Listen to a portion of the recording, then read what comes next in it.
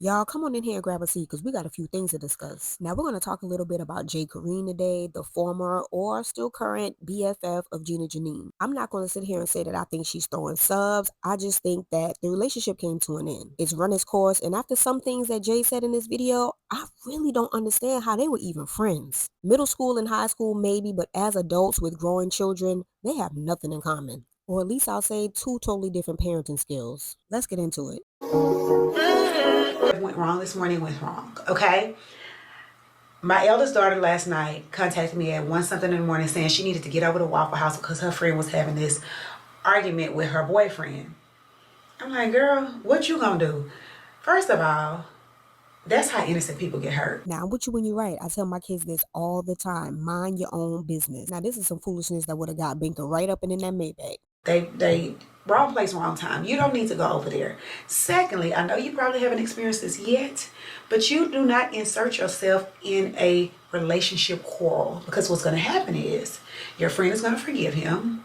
They're going to be back lovey-dovey, and then they both going to be mad at you. And I personally think this could be the reason why the friendship isn't as close as it was. As she stated, I don't think she necessarily gave her 2 cents, but she knows that this is not the right man for her friend. it's going to be just like your fault. Like, don't insert yourself. And if there is a problem that's that deep, she needs to call her parents or she needs to call the law.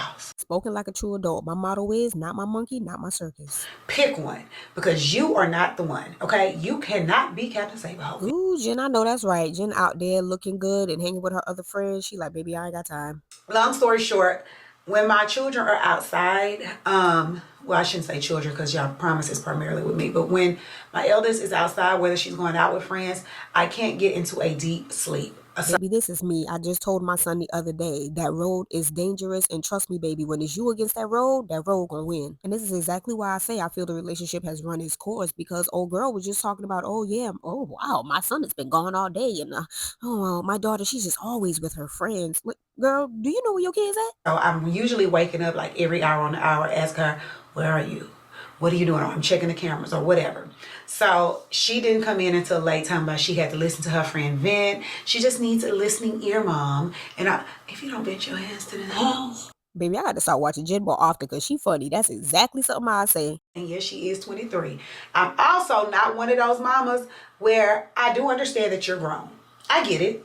You are grown. In the eyes of the law, you are grown. But you are still my child. And if you want to live in Casa de J, then you will abide by my rules, okay? She's a very hands-on parent, which she should be, but you're not going to get me to believe that she wasn't over there side-eyeing her friends' parental choices. Y'all internet niece. Let's move on to the next child. Next child forgot her laptop. I will take partial blame, but she needs to learn to be a little bit more responsible. So I had to come all the way back to the house, grab the laptop. Now last year, what I used to do to try to break her up from that, in which I don't keep my child's money, I usually just put it into her savings account. Once again, good parenting. This is something that we did as well with our kids when they were growing up. We take care of all the bills in the house, so they don't really have anything to spend money on. So when they would get paid from work, I would tell them, look, you only need to keep so much spending money. Put the rest of the money in the bank, in your savings account, and give me a portion of the money. You save some money and I'll save some money to make sure that you're really saving some money. And by the end of it, some of my kids had $10,000, $20,000 saved up. You have to teach your children responsibility and accountability before you send them out into the real world. I would make her believe she was paying me gas because I need you to be more responsible. But now you're in high school. You're in a college preparatory program where they have already explained to you, you have to stay on task. And I'm not one of those type of moms either. I don't believe my child is always right. I do not save my children from facing consequences of things that they have caused. If they are guilty, whether it's guilty by association, just flat out guilty, I ain't one of them.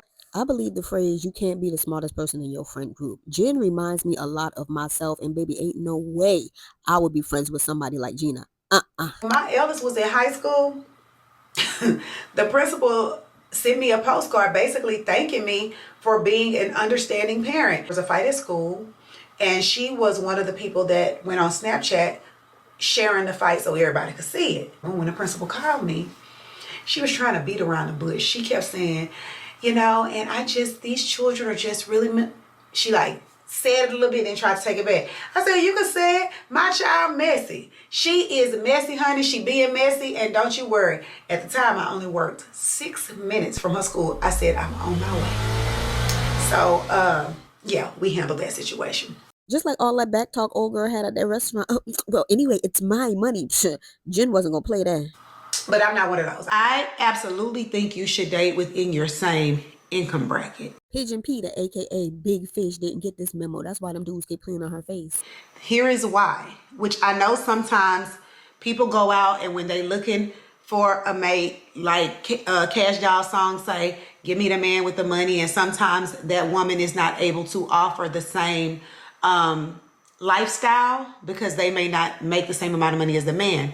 Some people have the mindset that the man should be the breadwinner and the provider. So the woman, it just depends. Okay, let me take my answer back.